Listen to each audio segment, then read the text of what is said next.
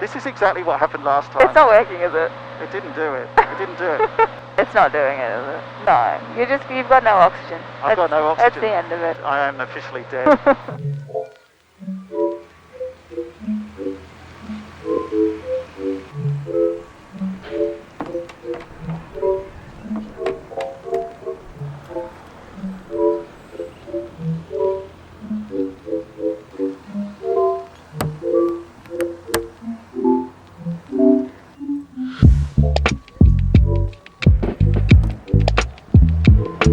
So the very first thing I'm going to do is I'm going to put a quick flight plan into Garmin Pilot.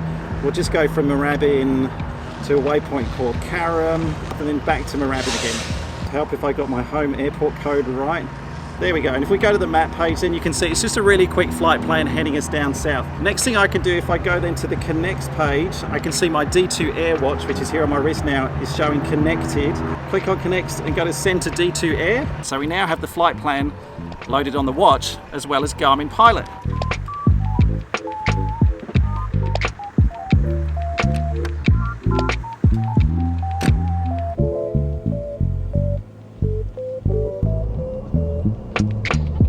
So now we've loaded that flight plan into the iPad. I've just sent that from the iPad to the avionics using the Flightstream 510. So now in theory we've got the flight plan on the watch, the flight plan on the iPad, and the flight plan as well on the Garmin 650. I should also say, hi Shannon. Hi. And we matched today. I know, isn't that good? Shannon's got a new flying school down here called Base Aviation. If you're looking to do your PPL, if you're looking to get into aviation, or if you've just got any questions about how and where and what and how much and all that kind of thing, I'll link her details down below to Shannon, so get in touch with her and fly with her just like I'm doing today.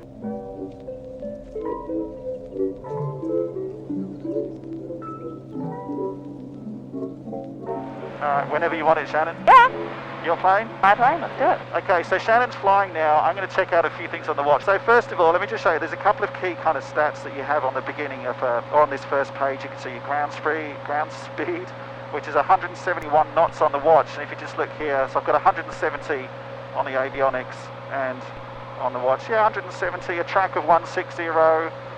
Altitude's about 2,500 feet, which concurs, and it's also got a flight timer as well just down there.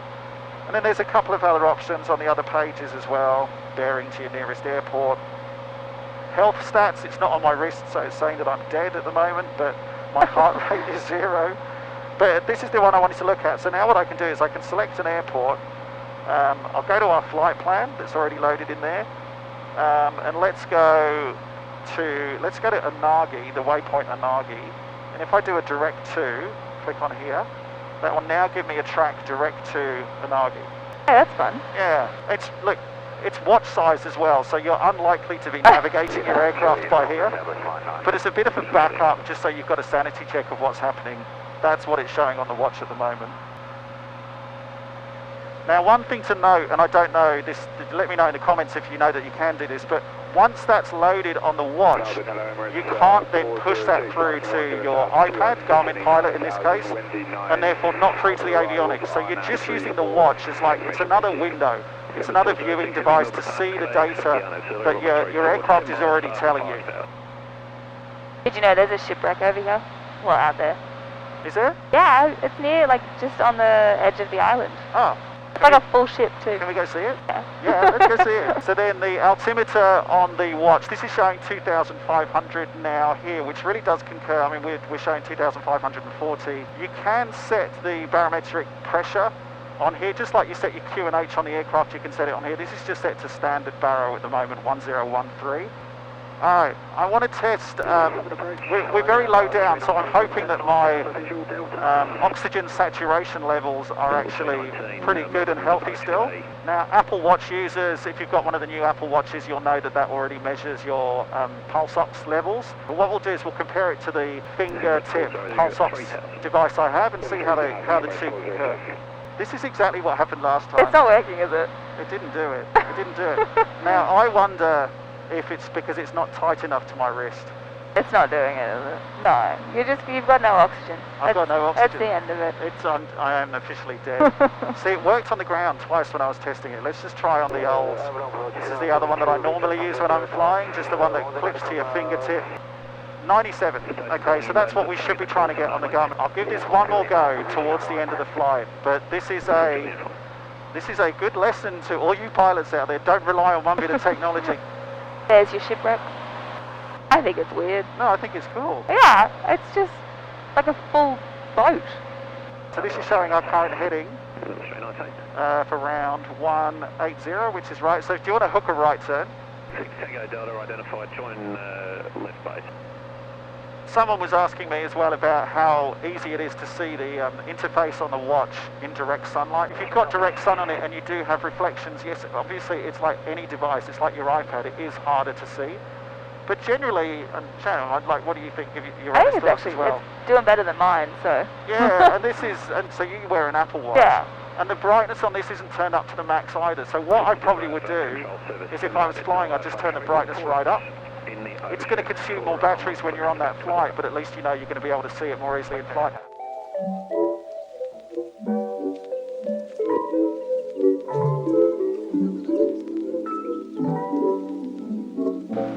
This will be another thumbnail shot, Shannon. We can't smile in the thumbnail shot because of the flight. Is that a submarine down Yeah. there? Did you not? It's always there. Is it always there? Yeah. Traffic 2 over, altitude unavailable, less than 1 mile. Traffic 12 over, high less than 1 mile. Those wheels. Keeps doing that. Not happy, is she? No. So there you go. There was 91.5 nautical miles, 108.5 average speed, 108.5 knots. That's not. Is that right? That sounds wrong. That sounds quite slow. Or maybe with takeoff and landing, because I did start it when we were taxiing on the ground as well. And then what you can do is press the green button, it will save that, and then this integrates with your Garmin logbook, which we'll take a look at in a second.